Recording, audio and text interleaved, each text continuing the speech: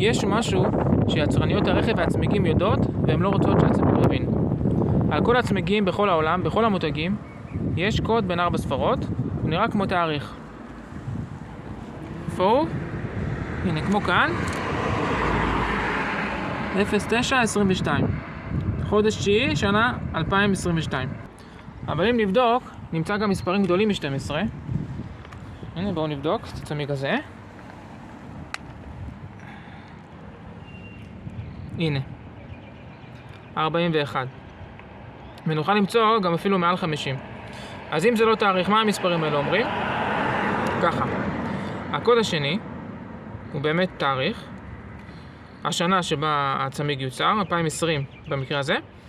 אבל הקוד הראשון הוא מדד לאיכות הצמיג. מספר גבוה יותר, הוא אומר שהצמיג יותר איכותי ויותר בטוח לנסיעה. כדאי לדעת שצמיגים מתחת למדד 20 נשחקים יותר מהר, ואפילו יש סכנה של התפוצצות תוך כדי נסיעה. כך שצמיג מתחת למדד איכות 20 לא מומלץ בכלל.